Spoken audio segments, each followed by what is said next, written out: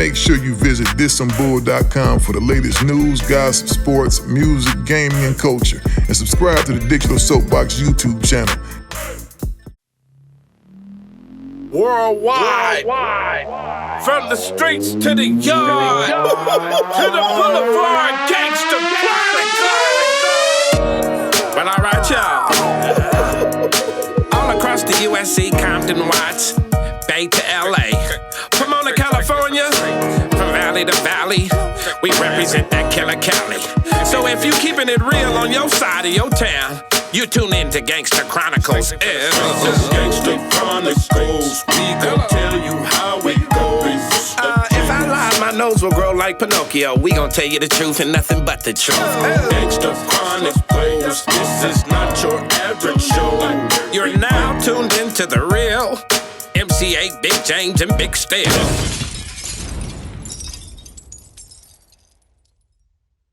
Early on, man, when y'all first started, I remember checking y'all out. Y'all had a whole roster. Y'all had Player Fly. Y'all had a whole bunch of real dope artists. But that was on something else. That wasn't on Hypnotized Mind. You get what I'm saying? Oh, so that wasn't Hypnotized Mind? That was some Mind? underground shit. You know what I'm talking about?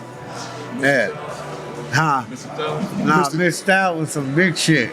I'm saying that it wasn't on Hypnotized Mind. It was like on some Prophet Posse shit, some shit we did when we was kids. You know what I'm saying? Oh, for sure. So they never followed y'all over, and they never kept up with the transition or nothing like that. Yeah. Have you ever noticed, man, with once you start getting some, how much stuff did you go through, man, back at the house when you first start, like, you know, getting on, you first start doing your thing, y'all popping off? How hard a time did you have with people from your neighborhood expecting you to give them something? Yeah, I've been a nigga that learned how to tell a motherfucker no and mean it. You get what I'm saying? Mm-hmm. I learned self-preservation as a kid. I come first. When you learn you come first, you got this search area about yourself, but don't nobody else matter. You get what I'm saying? Mm-hmm. And then when you do that shit so much, you start wanting to figure out who matter in your life. Mm-hmm. And when you learn that, then you start being nice to motherfuckers, being cool with motherfuckers you wouldn't be cool with. You get what I'm saying? Yeah, for real.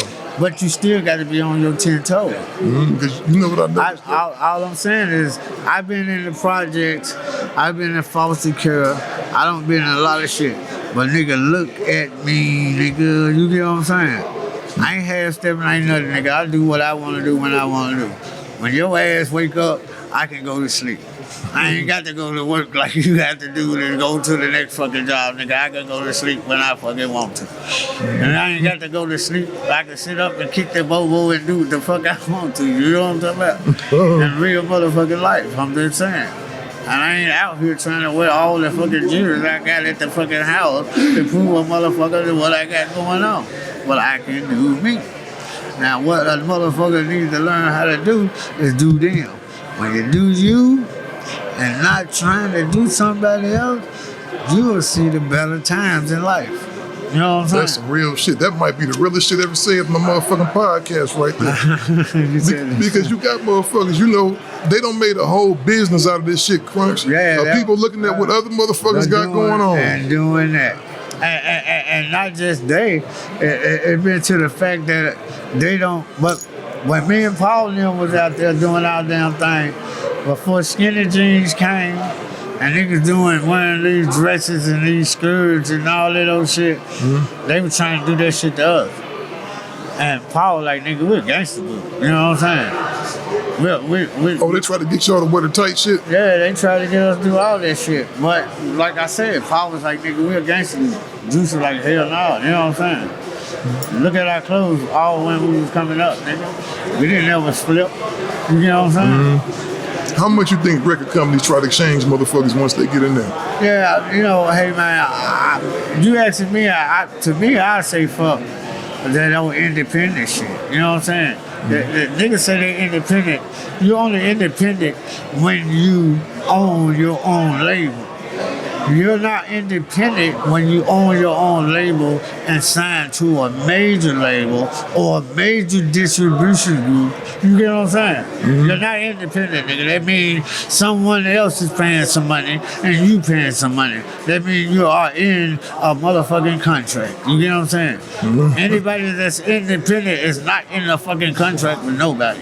They're in contract with themselves. Any motherfucker is in a contract with a distribution group, guess what? That distribution group is signed to a major label. You got to have that bag up. You can't do what you say you're gonna do and all the good shit that we praise and want to have in our life is good videos and people knowing us and a lot of hits and all that shit, and we don't sign to someone who's already been there. Do you think y'all laid the blueprint down in Memphis? Because most of those Memphis rappers, man, that come out, they did, start off independent. Yo Gotti, They started out independent, but when did they get the money? There ain't no independent with them niggas right now. Mm-hmm. When did they get the money? When did the flashes start flashing? Yeah. Pay attention to that. You know what I'm saying? Go back to the songs and the shit that they were doing when you say ooh and ah, to the songs and the shit they doing now, and you really saying ooh and ah. When a man do what, when you go by the rules, and the rules is, if you're in the music game, you invest in yourself. You get what I'm saying? When you invest in yourself, your outcome is gonna be better than anything of a nigga giving you something. You get what I'm saying? Yeah, for real. That's even if you sold kids and you was the best nigga in your hood, you had your hood on lock, but somehow all the dope gone in, but you know somebody gonna get something from you. You go to him. You got to talk him out of that. He said, okay, he give it to you. But now you got to bring him something back. Mm-hmm. He ain't give it to you and say, nigga, next time come and shop with me again. When you sell all that, that's your money, but come and shop with me. He ain't say that. He's saying, nigga, here, get on your feet, bring me what I'm asking you for. Yeah, for real. You know what I'm saying? Mm-hmm. So it's not going to be able to be good, but if you do it, meaning putting an investment in yourself, and that's what niggas have to do. If you open a label up as Hard Hit Money Gang, and that's your label. Right. That's your label. That's why I'm using myself. Yeah. Mm-hmm. And you go to a label asking them, or they come to you. Either way it go. You know what I'm saying? Mm-hmm. If I do putting this shit out on my own, start me a label, get all that shit together, put this shit on my own, and use my own money, nobody help, I can either do two things. Either be successful or fucking fail. And that's really a failure because you get fans off that shit and shit like that. But the money you making is the money you spent. Mm-hmm. Just like sometime on dope. Yeah, for real. Nigga, I go buy some dope and I be like, ooh, and I chop it up all kinds of ways every time I get it to make it scratch. But it still comes back to the same shit. Mm-hmm. You know what I'm saying? You know what I'm saying? So I'm like, what the fuck? You got to buy that bigger pack to get the bigger question. You know what I'm saying? Yeah, for sure. I'm just saying. So all I'm saying is the independent shit is cool when you own a label, signed to a major label or a major distribution group. You know what I'm saying? Mm-hmm. Someone can get you all around the world. If you're not signed to a major label or a major distribution group, then you're not finna be all around the world. You finna be in the region of where you from. You know what I'm saying? Mm-hmm. And that shit spread out like that, the hotter and hotter you get. Well, you know what? I think the South got it a little bit, because everything's so close there, like out west, everything is spread out. You know what I mean? Yeah. You know, you can Memphis, you can hit Atlanta from there, you can hit Florida, you can go hit Mississippi.